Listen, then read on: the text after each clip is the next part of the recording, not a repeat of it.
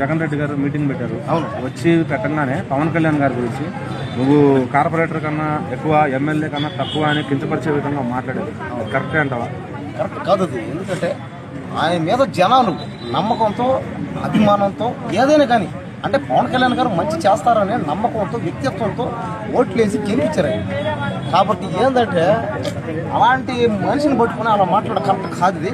ఒకవేళ ఎంతమంది ఎన్ని రకాలుగా మాట్లాడినా జనాల నుంచి రావాలి. ఏదైనా కూడా ఏంది నీ నమ్మకం అయినా ఓటైనా, ఓటు అంటే అది నమ్మకం.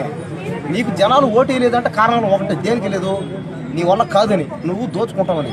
పక్క మనిషిని ఓటేసి గెలిపించారంటే కారణం ఏంది, ఒకటే ఏంది నమ్మకం. అతను మనం చేస్తాడు, అతను గెలిపిస్తే మనం అందరం బాగుపడతాం, మన బతుకులు మారతాయని ఛాన్స్ ఇస్తారన్నమాట.